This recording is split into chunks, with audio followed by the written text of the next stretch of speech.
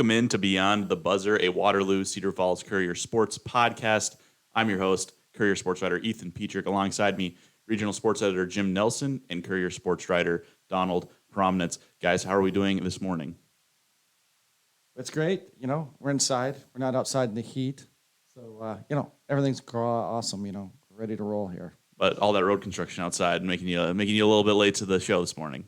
I had star treatment, stars walk in when it's time to shine. I should have had a cup of coffee ready for you. Just handed it to you. Mr. Nelson, here's your coffee. Yeah, exactly. Donald, you beat Jim here by about 10 minutes. How are you feeling? I'm doing okay. I had a good weekend. Just ready to start up fresh. Ready to start volleyball, football, fall, winter, some of the best times for sports. Yeah, we'll preview the football season this week coming up, and then volleyball next week, and get some of your other previews as well, Jim. I know you did a golf preview as well, and we definitely want to preview that season next week as well. But I want to start you guys off with, it can be college, high school, pro. I want to know the best, most enjoyable single sporting event you've been to in your lives. I'll let you marinate on it a little bit. I'm going to go ahead and go with a 9-6 snow football game at Memorial Stadium in Lincoln, Nebraska in 2018, Michigan State versus Nebraska. Nebraska pulled it out, surprisingly, in Scott Frost's first season. And it was all field goals, and it was freezing cold. Had a good time. Had my brother and his now wife down in Lincoln with me for that game, and it was a really good time. And I don't think I've seen a better definition of Big Ten football than that game. And Rocky Lombardi, Northern Illinois' current quarterback, was in his first year as the Michigan State starter, and so that's been going around. So I've seen that on my Twitter timeline a lot, that people are reminding everyone that Rocky Lombardi is still in college football, and he's the reason why Theo Day is at UNI now, because he got chosen as the starter over Theo Day, right? So I think that's probably the best individual sporting event I've been to. The first thing that just comes off the top of my mind, I may have to ruminate on a little bit more to confirm, but I'm just going to go with that first thing that does come to mind, and that would be the state volleyball quarterfinals between AGWSR and North Tama. Of course, Jim was there to cover it as well. In the final set, just about ready to be clinched by North Tama, and AGWSR, which of course came in with a sub 500 record, manages to claw back, and I think it was 9 straight to retake the lead and then to get the win. Just amazing grit that these young women showed on the volleyball court. Absolutely incredible. Yeah, I remember I was covering the game on the other side of the curtain, and I was like trying to look around the curtain to see what was going on over there, because I could just see the score on the up on the video board at the Extreme Arena, and I was like, I knew something crazy was going on over there just from how the crowd was reacting, and I wanted to know what was going on, but I was covering Don Bosco on the other side of the curtain. Yeah, you just don't see that happen very often. So yeah, that's a really good one. When you're thinking about just the the event where it was, first time in Extreme Arena, and it was packed house, not too many seats left empty, and and that kind of action goes on, and you just don't see that, especially in rally scoring like that. You don't see 9 in a row very often. It's just so hard to do. And then again, that point, that's a good one, Don. I think that's a good choice. I got a few more seasons on you, so I could go into a lot of what awesome events I've been to and great games I've seen. But I tell you what, based on where it was and what it was, the game was probably, the least cool thing about it. But last year, covering the Field of Dreams game in Dyersville, Iowa, between the Reds and the Cubs, that was incredible. Just the setting, and having 10,000 plus fans there, and where it was, and and then listening to the players talk about playing in the game, and before the game, we had a couple of interviews beforehand, and then watching them come off their buses and walk basically straight out onto the field and just look around, and like they were little kids, and watching them and just soaking in that moment, the Field of Dreams moment. Some of them never seen the movie. Some of them watched it on the bus as they were driving just to kind of capture what it was, and then to see them walk onto that field, and and it's got significance to me. I read the book when I was, back in my 20s. It was one of my top 5 favorite books. and then I always thought it would be a great movie, and now you think about the movie and what it means. It's the state of Iowa, it's my home state, so I'm just sitting there, and then this, as that game's going down, it's hard to even remember what the final score was. I know my Reds lost, I can tell you that, and the Cubs scored like 3 runs in the first inning. So, that's what I remember, just sitting there. I'm like, this is wonderful. This is absolutely wonderful. Not only a sporting event, just an event. And you'd asked a question to one of the Reds stars that spurred a bit of a viral moment on Twitter, right? I am sure I did, but specifically, I think I was so enamored with that whole moment that specifically the question I asked, I can't really reflect on it, but I asked a lot of questions because it was my opportunity to talk to Joey Votto. So and he talked about his dad, and he talked about his dad. They had him mic'd up in the contest too. I think that was what's really awesome, is a lot of it, and that's what that movie, a lot of that movie's about. It's about dads and fathers and playing catch, and and Joey Votto encapsulated that, and he talked about it, and then he talked about it when he's out on the field and what it meant to him, and it's that was really neat to hear, him reflect on that, because his father's no longer here, he no longer can have that catch with him, and I enjoy every catch I have with my son, and we're talking about he just got a new glove, and we haven't had an opportunity yet to play catch to help break it in, and so we actually set it up. I'm going to be in Mason City today after this podcast, so I go tomorrow night. I'm going to be home. We're going to play catch. So we're actually planning to play catch, and that that's where the significance of having that sitting there in that press box and watch that, and then listen to Joey Votto talk. When you ask him your question, and he talks about that, and he really it's incredible to think about that, and David Ross talking about it, and yeah, just everybody just talking about it. That was great. But the Joey Votto comments that was something to, I'll always remember. It's not because he plays on my favorite team, is one of my favorite players. It was just the way he's a very thoughtful thinker. When he thinks outside of the box. He thinks everything. Sometimes in that situation you get the standard quote from a player, and he really, he started with that, and then it expanded on it, and then it was really raw, and it was emotional, and and him talking about it, and that's what that event made. It was really cool for me to cover that event and sit there and take part in it. Yeah, and I saw a report recently. Maybe I'm always pushing you to do more columns. You did a column about the Field of Dreams when you went. Maybe this one's worth a column, but I saw the Field of Dreams was returning, but it's going to be in Alabama this next year while they're still finishing up the field in Iowa. I feel like that is a little awkward. So maybe you can ruminate on that a little bit and drop your opinion on that. I don't know if it's a Field of Dreams comment, but I get where they're going here and where they're doing it. They're going to some legendary and historic fields. I think I'm getting the name wrong here. People from Alabama it's Rickards Stadium, Rickardsville. I'm getting it wrong, so I'm just going to stop right there. But it's a historic stadium. I think they have another historic stadium they want to go to, and along the lines. But to me, that's not the Field of Dreams game. It's honoring that stadium and that history in baseball. I love baseball history, so that's a big thing. I think it's going to be a big thing for those communities. Is it going to still be the same thing as the Field of Dream games? I don't think so, but I think they've caught on to something here, and I think going to those games, they've had a game in Cooperstown before. I don't think they play that game anymore, but I think they play one in Williamsport this week, or they played it last week. I'm not exactly. I think it was last night. Last night they played the Williamsport game, so.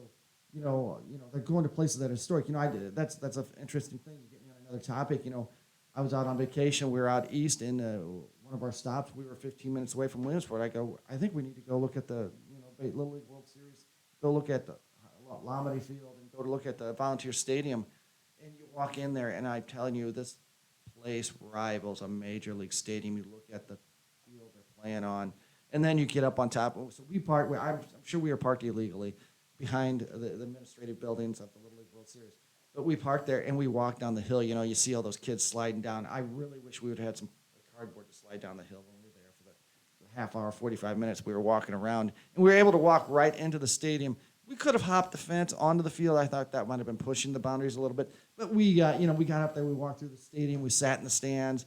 We looked at it. We took pictures. We walked all the way around it. A great thing that, their merchandise shop is open 24/7 all years long. They closed at 4:30. We got there like 4:45. That's a good thing. My banking account when it went down. another. Yeah, you already had to buy that City Connect jersey. Yeah, that one. $200, man, that's a lot of money for a jersey. We can complain about jersey prices later, and I absolutely do love the League World Series, and it is something that a destination sporting event that you want to go to eventually in your life. But we've gone a little over time here on our favorite sporting events, and we got some good banter going. But we're going to go ahead and move into topic number 1 here on the show today, and that is our preview superlatives. We've talked to all of the Metro coaches, gotten an idea of what they're working with this coming football season, and now it's time to share a little bit of that with you guys. Some of these stories have been online or in print already. Some of them are coming out yet this week, so keep an eye on our website and the print edition for those. But I'll go ahead and kick us off with our first preview superlative, and that's going to be Cedar Falls' most returning production. This is a team that brings back its quarterback in Tate Hermanson, its leading running back in Drake Gallhouse, and then its number 2 receiver in Logan Rowe. You got Drew Campbell on the defensive line. You got Jake Peters on the offensive line. Just looking at what they're bringing back, it's a really impressive group of players. It's a team that struggled a little bit last season, ultimately powered through at the end and made the playoffs. I think that we're in line for a really, really good season from Cedar Falls, especially with the leadership they have on both lines, and that's what Coach Remmert really emphasized. I asked him about Gallhouse, I asked him about Hermanson, and I asked him about Rowe, and he said, well, let's talk about the trenches first. And I said, well, I was going to get there, but you're absolutely right. You guys do have a lot in the trenches. I guess knowing what you guys know about Cedar Falls, where do you feel the Tigers are at this season? I think they're right in the mix there. Like you said, they've got a lot of players back. You look at it, pair of Division I recruits, how are they going to utilize? Are they going to try to utilize Drew Campbell on the offensive side of the ball? I mean, that's I think that's a legitimate question there too. Are they going to try that? And they've got so many, and I think your story capitulated too. They have so many of their baseball players that had a magical summer, made the state baseball tournament.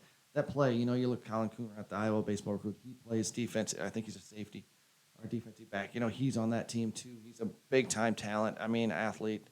And Logan Rowe, big time athlete.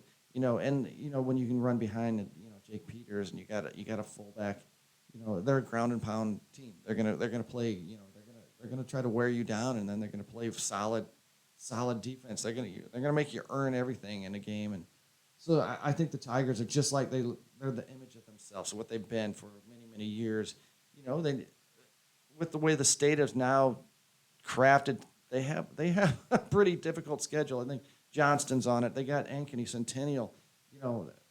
It's not an easy schedule. They don't have an easy schedule. It's not an easy district that are in there. They're going to have to actually earn it themselves to get to their goals, I think. So, yeah. But I think to be honest, they're an image of themselves. They've got the power up front. They got the skill athletes. They're going to be able to, play either way. So, yeah. Yeah, you bring up their defense, and you mention a guy that absolutely needs to be mentioned in Colin Cooner, and then a guy that neither of us have mentioned yet, their leading tacklers back in Drew Gerdes. He had 92 tackles last year and double-digit tackles for loss. So yeah, I mean it's beyond their leading rusher. It's beyond their quarterback coming back. They have returners all over the place. One place that Coach Remmert did say that they need to figure out is in the specialist area. They need to get a replacement for Jake Holstein, who's at Army now, kicking for them, and Jake was absolutely a weapon for them. But there's been such a lineage and a history of Cedar Falls specialists that I have no doubt that they'll be able to figure somebody out that can make a field goal, and I'm sure that they can figure something out there. And so I feel very confident in what Cedar Falls is operating with. I think they're going to be another fun team to watch. But yes, you're absolutely right, and that's something Coach Remmert did mention with that schedule. It is very tough, and it starts tough. They don't get they have to be ready to go right away. It's not a lull into the season at all.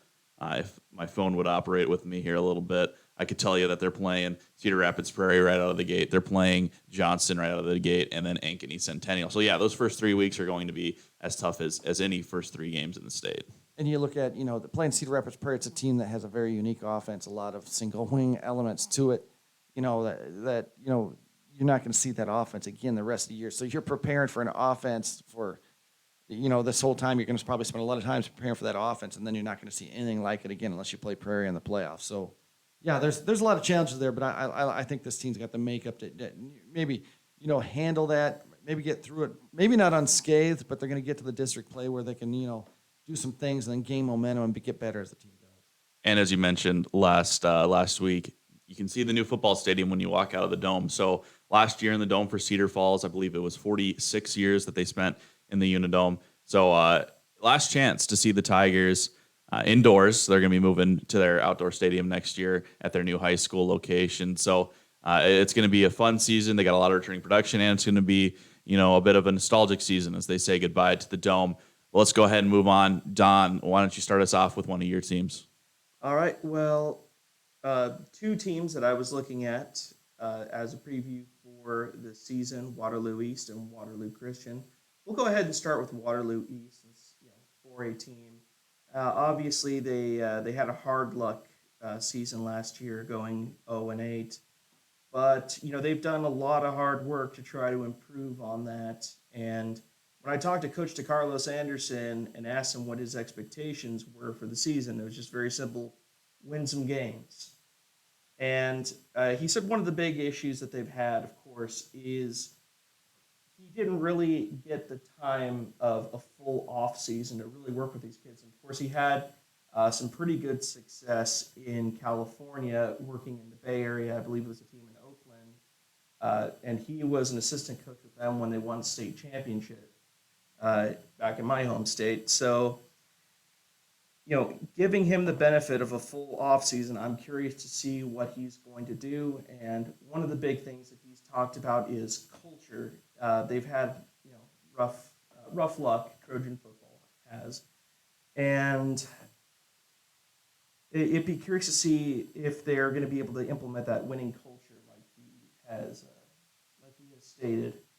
I also talked to some of their athletes, most notably their quarterback Landon Sewell, who is looking to kind of start that legacy in his senior year. Talking to him about what they are looking to do.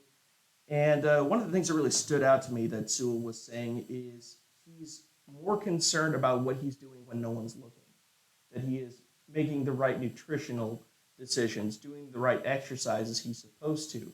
And when you do that, then it just comes naturally to you when everyone is looking, and you are setting that good example. And that's what he's trying to do for the underclassmen there. And what was your superlative, though? Great encapsulation of what East is doing, but what are they gonna? What's the superlative to define this preview, Don?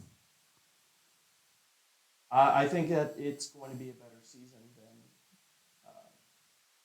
than before. I do think they are. I am confident they're going to win a couple of games this year. We'll see how far they can take it. So most likely to improve for the Waterloo East Trojans in the season. Jim, I have not gotten to see the Trojans on the football field, so I'm gonna have to rely on you a little bit to work off of Don here. What are you expecting to see out of the Trojans, and what historical knowledge can you give us on the Trojans? One thing is we're going to have to rectify that, so you're going to have to see East play so you can have some strong knowledge next season when we get back here and do this again.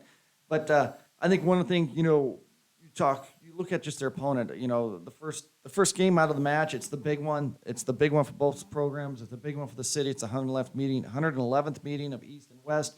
And West says they believe this could be one of East's better teams in a while. They've got a lot of players back.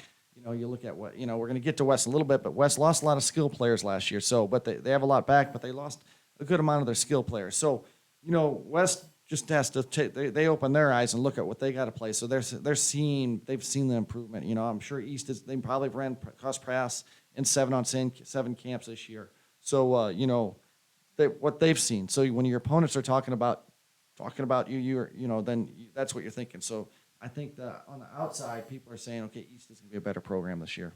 Yeah, and that's kind of the impression I got talking to Lonnie Moore. I'll get a little bit more into the 111th meeting of East and West when I talk about West, but that's absolutely something that Coach Lonnie Moore mentioned is he expects the Trojans to be a much better team this year, and actually said that he thinks it's one of their better teams in a while. And that's even without Shakur Wright, who is committed to UNI to play running back. So I'm encouraged by what I'm hearing from both of our Waterloo Metro teams.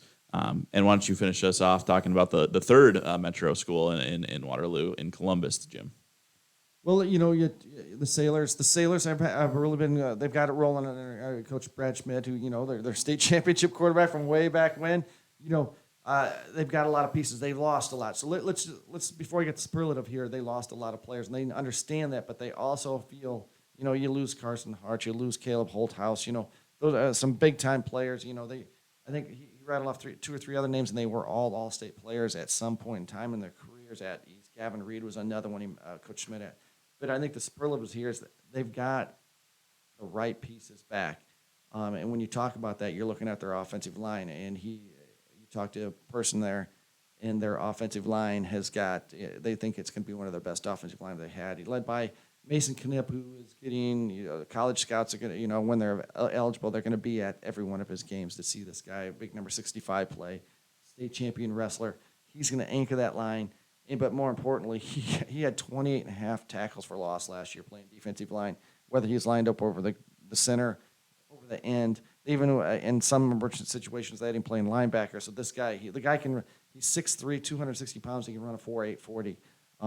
Special player. That's the superlative there. He is going to anchor that offense and defensive line, and that's going to make things go for the Sailors. The second is the Carter Lockhart is back for his second year starting, and Coach Schmidt talked about that too. You have Lockhart back, but Coach Schmidt goes, I threw like 6 touchdown passes my junior year, and then everybody knows about my senior year when we won a state championship team. They won a state championship when he was a senior, and he had 20 plus touchdown throws, and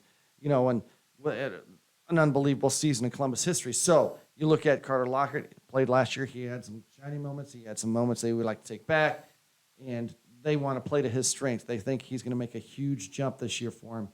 And so you look at Carter Lockett. He lost a couple pieces on the outside, but Miles Gardner was one of their top receivers last year. He's back. They got a couple other key pieces back too there.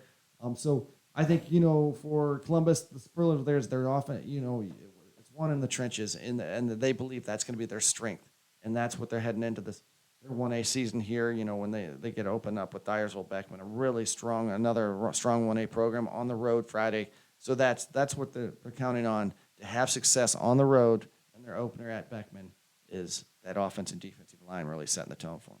You bring up who they lost, namely Carson Hart's male Courier Athlete of the Year this last year. Donald wrote an excellent story on that you can still find on our website. But I did want to bring up, because another Metro team that I have not got to see on the football field yet, but you had a great quote that really painted the picture for the Sailors' coming season when talking about Mason Knipp.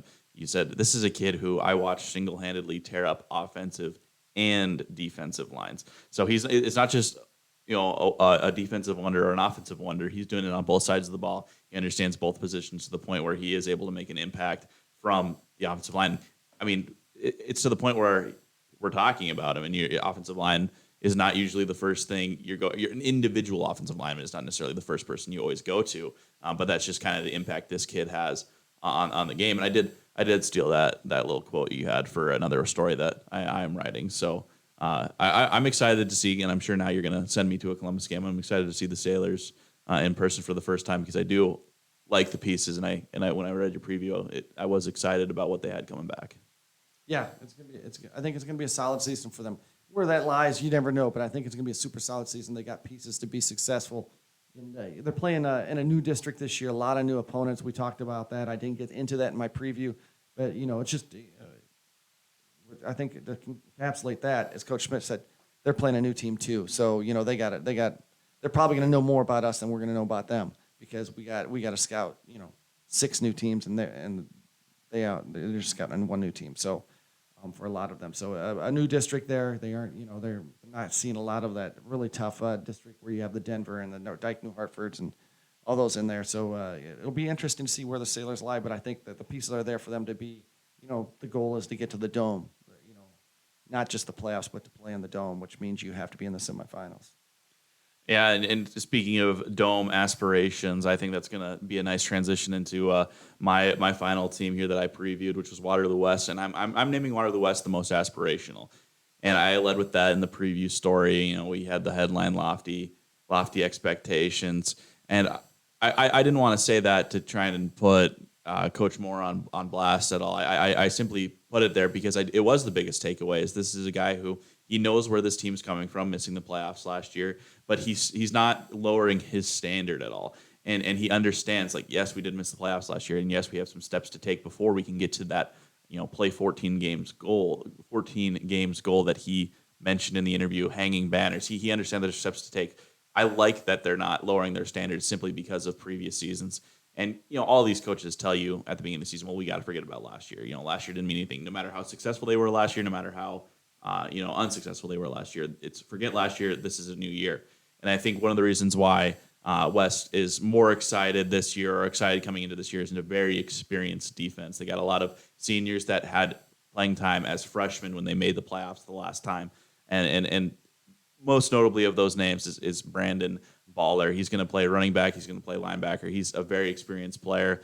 And one thing that Coach Lonnie Moore did mention is, Brandon's going to be our running back, but we have linebackers in place that are going to be able to spell him on defense. So he might not be as, as gassed on offense. So it seems like they have the right amount of experience, the right amount of people coming up to kind of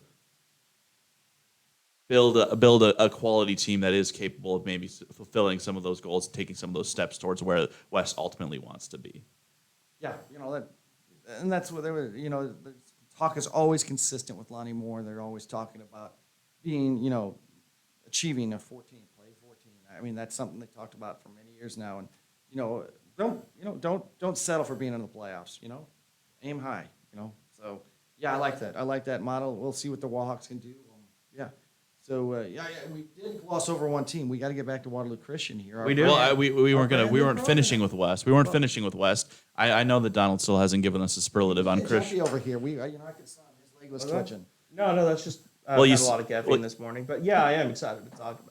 Well, you see, Don and I did too, and I wanted to make it look natural and not put you, not point out the fact that you only did one of them and doing less work than us. I am also doing stuff in Mason City. My duties are split. You don't have to justify yourself to it. Donald, why don't you go ahead and talk a little bit about Waterloo Christian, our new program. All very excited. Certainly fun to see that news when it came out this last winter. So go ahead and tell us about the regions. I will say this. Ever since Jim has taken the helm back at the Courier, we've been giving a lot more coverage and a lot more love to Waterloo Christian. And, of course, it's an exciting time, too. They had some tremendous success in their volleyball and their boys and girls basketball program, but we'll save that for later on. But they've been going through some growth, adding new programs, including track and field. Cross country is in their second season. And, yes, we now have an 8-man football team at Waterloo Christian. I talked to Andy Bremert, who was tapped, I believe, over the summer as their head coach. And, they've obviously got a couple of setbacks and little issues and hiccups that come with being a new team, most notably that they do not have a home stadium to play in at this moment. So all of their games are going to be on the road starting at Springville, but on games where they would be at home, they will be allowed to wear their home jerseys. Now, it's hard to go over who the outstanding players of this team are right now, obviously, but one of the people who is coming in as a senior will be Drew Wagner, who, of course, has just been a breakout player on the region's basketball team. Of course, he hit a landmark achievement of 1,000 points in just his junior year. So I'm excited to see if he's going to be as successful on the gridiron as he is on the basketball court this year.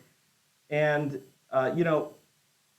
there is a lot of excitement in that program. When I talk to these kids, everybody is just anxious to go. These are all kids that grew up loving football, wishing that they had a program at Waterloo Christian. Of course, this is a K-12 school, so a lot of them, since they were 5, 6 years old, have kind of wanted to play at their home school. And now that they have this opportunity, they are so excited, especially those upperclassmen, the juniors and seniors. Well, you bring up Drew Wagner, and I think an important point with Drew is he's got a lot of great size, and I don't think that's something that you see a whole lot in 8-man, or that's usually a struggle of 8-man football teams is getting size, and so that's something that Drew brings to the table that can be a difference maker for Waterloo Christian right out of the gate. But one thing I did want to ask about is because I've been hearing about it from our photographer Chris Zoller for a while is coach's daughter was at the field for practice, and it was Well, the Titans movie. This is such a bad look for me right now. Remember the Titans? Remember the Titans? He described it like that, where the coach's daughter was out there with the whistle, yelling at the players. Don, can you attest to this scene at practice? Yeah, she was there. Was she going crazy? Was she coaching the players? She wasn't going crazy, but she was wrangling each player towards where the interview had to be. It was like a border collie herding sheep. So at Waterloo Christian, a 9-year-old SID helping Don out at practice the other day. So a lot of excitement for the Regents, and I think it's going to be a fun season. I'm looking forward to getting out to a Regents game at some point this season as well, because honestly, I've never been to a Waterloo Christian football game either, Jim. Me neither. I don't think any of us have. We have seen some Regents. I think the thing that to note is if they Waterloo Christian before this, their players played for West. So I think there's a sharing agreement. If they want to play football, they played at West High. So yeah, we may have seen a Regent play football. We've just not seen the Regents play a football. Yeah, not together as under the Waterloo Christian brand. No, we have not. We'll go ahead and move on to our area teams, 5 teams that we want to watch. I named this list, so if you have any problems with it, go ahead and drop in my comments at me on this one. Don't come at these two guys, but I am going to ask their opinion on my list. And I think a natural place to start with your 5 area teams to watch is our returning state champions out of Class A, who are moving up to 1A in Grundy Center. This is a team that returns its quarterback in Colin Gordon. It's leading rusher. It's got Trent Cake-Rice on the offensive line, Riker Thorin on the offensive line. A lot of guys returning on for the Spartans this year. Tiernan Vokes as well. He caught 10 touchdown passes last year. He had a huge touchdown catch in the state championship game when they blanked West Hancock 27-0. Jim, you don't have to talk too much about the state championship game because you do have that Mason City obligation. Don't want to sour any readers up there. But what are your guys' thoughts on the Spartans coming into this season? And you forgot a player they have, Tate Jarovsky, who was on our all-Ironman team, a 6'5" receiver who in the red zone was unstoppable, especially in their playoff run. But this team was junior dominated, and now they're looking to be in their 5th state championship game in 5 years. That's incredible. Now, last year was a big win for them. They lost 3 in a row, so they finally broke through. So what it is, and when you brought it up in Mason City, West Hancock, the team they beat last year in the finals, returns virtually everybody of themselves except for one key player, and they are eyeing, they're using that loss as motivation. So I think we're going to see a potential rematch in the Class A state championship game. But Grundy Center, what has great job has Coach Zajac done over there since he's arrived. He's never not coached in a state championship game in his time at Grundy Center. That's pretty incredible. I don't think we're going to get a rematch in the Class A. Because Grundy Center moved up. But I'm sure West Hancock will be back looking for redemption in that game for sure. Grundy Center, they have the pieces back to make a run in 1A. I think it's going to be difficult, and they start out with a tough game right away against Dyke New Hartford. That's a team that's losing a lot of players, but it's got a lot of experience. They're getting Michael Walston back, who really came on filling in for Jarek Hall last year.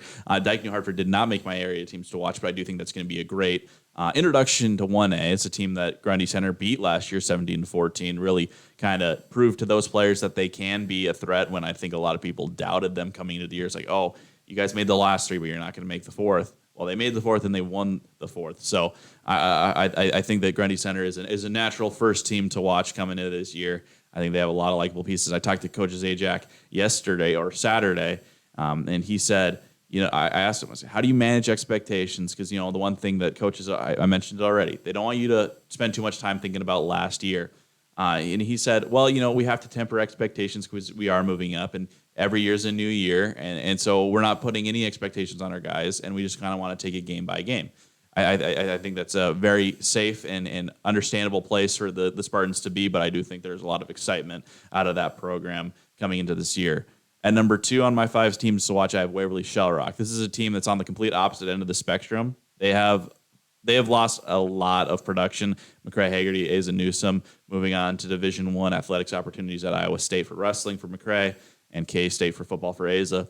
But they do bring back 4 out of 5 offensive linemen, namely Caden Hotz, who's committed to South Dakota State to play for the Jackrabbits. So, and I think that the Waverly Shell Rock Go Hawks might not have as down a year as you might think with a team losing that much. They're going to have Ethan Bibler running the ball, taking over for McCray and Asa. He was a sophomore last year, so he didn't get a whole ton of experience, but he's a guy that Coach Hubbard speaks very highly of. Cole Marsh moving to tight end wide receiver from his quarterback position, and Wesley Hubbard, Coach Hubbard's son, going to be taking over at quarterback. So you can do worse than a coach's son in a quarterback. So I think that's a team that's certainly going to be interesting and one to keep an eye on. Definitely, still talent. They're always talented. Waverly Shell Rock, they run a little bit of different offense on wing team, basic concept. Where they need a strong fullback, and that's what McRae Haggerty was. A piece. And then they need a lot of other players to contribute, and they're going to carry the ball. They're going to spread that ball around through that offense. So, Coach Hubbard always does a good job. The Go Hawks are always really solid. So. Yeah, that's a good team. Interesting to see that was two big pieces they lost, but you got to think they still returning. They got two Division I players again on their roster again, and they're going to be part of an offensive line and defensive lines potentially. So yeah, the Go Hawks. You never know what they do, but they play. Boy, do they play in a rugged district. Are in the, Class 4A football is not easy. It's not for the faint of heart. You could maybe claim that it's more probably difficult to win a 4A title than it is to win the 5A title.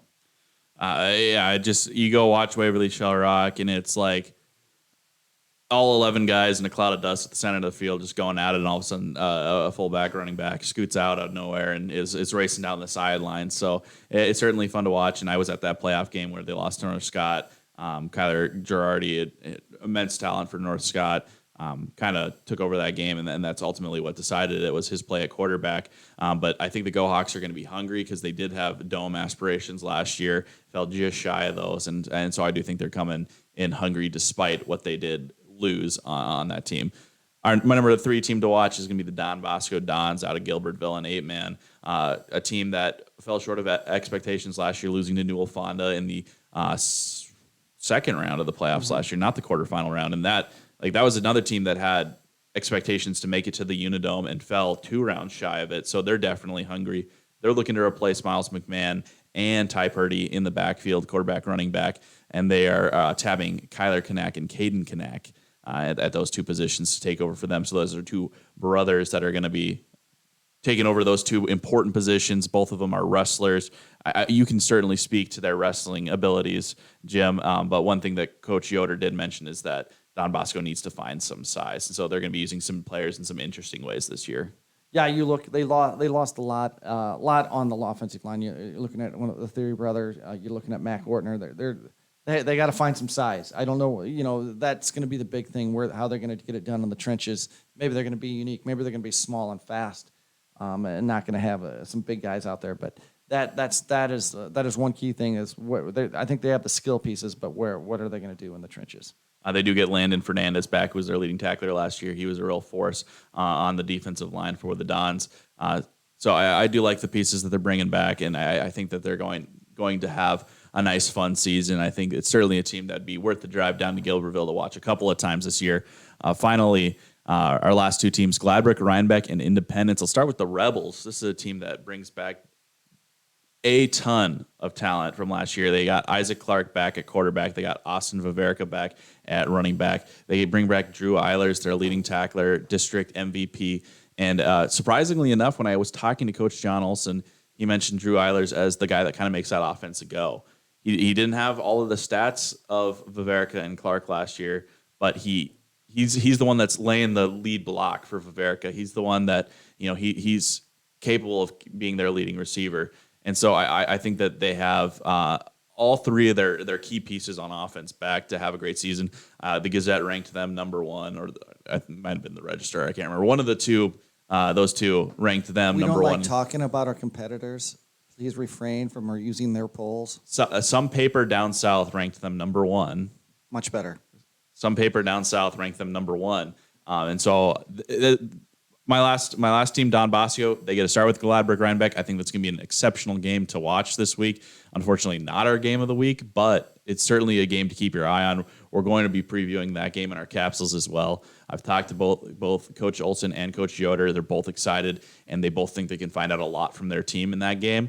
So I certainly think it is going to be both of those teams are going to be 2 teams to watch in class, 8-player class. Don Bosco outside the top 10 from those polls down south, but Freiburg Rhinebeck at number 1. And then finishing up with Independence, this is a team that's replacing its quarterback in Mitchell Johnson. It's replacing a huge piece on the offensive line in Corver Hupke. I talked to Coach Putz. He mentioned some of the pieces that they have back, namely Trayton Weber at running back. They also have a pair of wide receivers that they feel very confident about. He said that wide receiver might be their strongest position, but they do have to replace the entirety of their interior of their offensive line, guard, center, guard. So I think Independence could have some interesting pieces. They certainly need to find some push up front. Definitely, I think there's a good list of five teams to watch. But I tell you what, we probably could have made this list 15. We have good football in this area.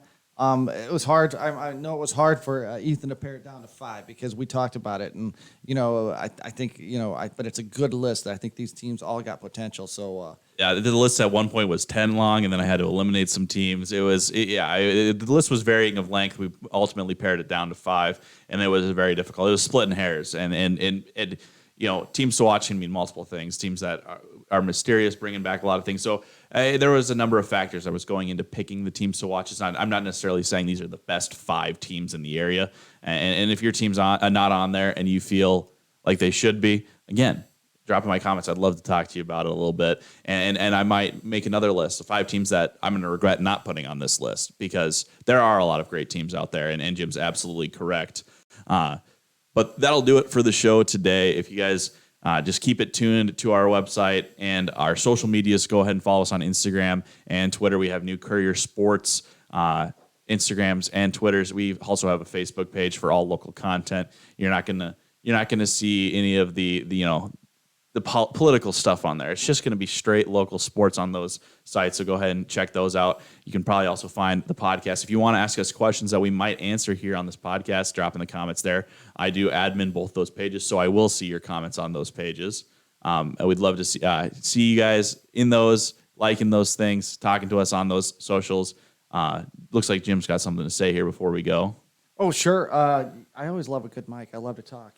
I got us already off topic once. Just want to let you know the way we cover events this year is going to be a little different. We're going to try to be at multiple events like we always are. How you're going to see that presented in the newspaper and online is going to be a little different. You're going to see us with more videos, especially, we're going to do a couple highlights from a game. We're going to do videos from the coaches and the players after the game. We're going to have tidbits in there. It's not going to be a traditional gamer like you're used to being, but you're going to see statistics in there. You're going to see the leading rusher and the leading passer. You're going to hear about the touchdown plays, but you're going to see it differently. It's a new direction we're going. It's a new direction for us, but we want to look.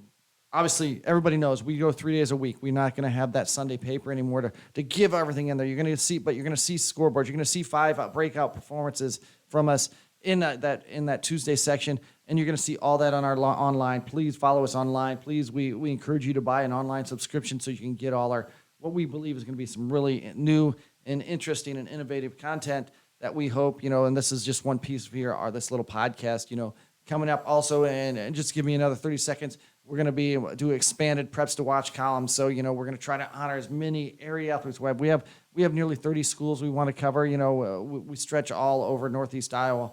And, that's our emphasis is to cover high school sports the best way we can and the most unique. And so there's 3 of us here. We're 3 strong. We're going to be out as much as we possibly can to cross country, to golf, to volleyball, with an emphasis on, we have football Fridays for football. The rest of the week, we're going to get after, covering that volleyball match of the week and stuff like that. So just look, you be patient with us. It's new to us. We're going to be developing things throughout the year. What you see this week is maybe different in week 2. So I went beyond my 30 seconds that Ethan allotted for me, and just like I did on my baseball topic. So I'll let it go. I was gonna say I wasn't timing that, but I think we might have got to about a minute 30 with that there. But I'm glad you pointed out. That's one of the reasons why we're doing a podcast. That's one of the reasons why we're here this morning, giving this to you guys. Hopefully you guys enjoy the show. Like, comment, and go ahead and just check out the show. We're gonna be doing it once a week, every Monday. So be on the lookout for those. They're gonna be posting to our socials. They're gonna be available on our website. So keep it tuned there. But thank you for watching to the first edition of Beyond the Buzzer, a Waterloo-Cedar Falls Courier sports podcast.